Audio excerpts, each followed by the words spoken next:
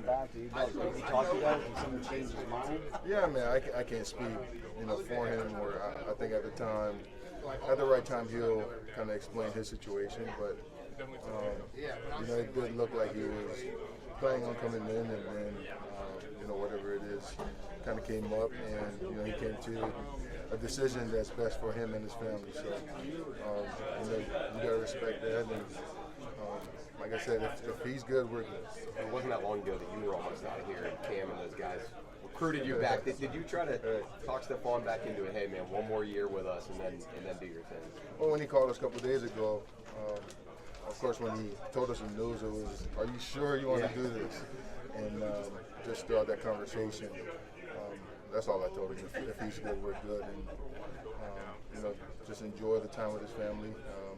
He deserved this, and just enjoy retirement.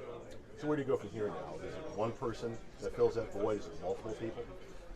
When it's a player of his caliber and his talent, it's always a collective group. And I think a lot of guys, throughout the years have stepped up, and just through experience, we'll be able to, fill that void. We'll do good. It's always about next man up mentality. You hear the coaches and the culture is always preach. The standard remains the standard, regardless of who's in there. So, collectively as a group, we got to rally around and try and make it happen. Have you been working with a contingency, so to speak, for this? Because I know you can play nose, you can play in. When Travis is here, you have Wormley, you have a lot of other guys who played in after you got hurt.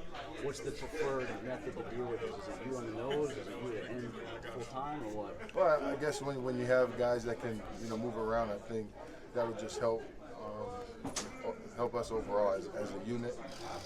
When guys can play multiple positions and fill wherever it's needed. But to be honest, we're always, majority of the time, we're in nickel defenses, so it's always the 2D tackles. It doesn't matter if you play nose or end, you just got to be ready to go out there. But I guess that's a good problem to have when you can have multiple guys playing different positions and do it at a high level. It's pretty uncommon for a player in the NFL's last season to be his best. What do you remember about Stephon in 2020 when he was just racking offensive line, racking up sacks that year? I've seen it before I got here, and to witness it firsthand, and he's probably one of the most athletic, most talented D linemen I've been around. So his talent speaks for itself, but he's one of those guys where people, see him make plays and kind of feed off that energy. I think that's what he always brought, and that was part of his game. So relentless and physical. So that's definitely going to be missed, but a lot of guys that got to step up and kind of emulate and play their game, but kind of play how Tuitt played this game. Tyson, what are you going to miss about him off the field? Just his approach to this game. Like I said, Tuitt was a straightforward person. Helped out whenever he could, but was always lead by how he played, and people fed off of that energy.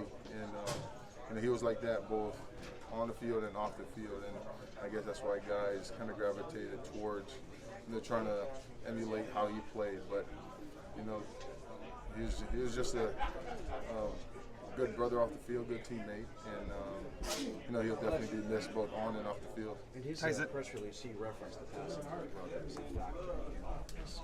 In your conversations with him, how about the physical angle, like coming back from the time off? Did that also weigh on him, his ability to get into and be able to stay in shape as part of all this, the knee? Yeah, for sure. Like he mentioned it in his letter to the fans and to the organization. But like I said, I don't want to put anything in his own mouth. I think he'll have the time, but I know that those things played a factor. Maybe it was a number of different things, but it's tough with what we got going on around the world, just within our own league. Probably put a lot of things in perspective for him. I'm sorry, I didn't mean to cut you off. I apologize. Cam made it sound like the hope was that if you guys could get him in the locker room and around the guys, that would maybe spark that sort of, all right, man, I want to get back into this. Is that an accurate portrayal of where you guys were at? Saying he could come out on his own terms, whatever you want, but the hope was if he got here, he'd be like, oh man, all right, this is my spot, these are my people. Was that sort of the hope for you guys? Yeah, just you know, as an athlete, as a football player, this kind of becomes our safe haven to, you know, towards a lot of things, you know, outside of this locker room. And, you know, we just wanted to get him around the guys so that he can lean on, you know, when you're going through, you know, some of those tough times. So I think that's what he's, you know, talking about. But like I said, Tuitt had a lot of things going on, you know, outside attending school. So he had a lot of things going on for, you know, with himself and his family. So we knew what he was taking care of. You know, but we was looking forward to getting him back. But, you know, like I said, if he's good, we're good.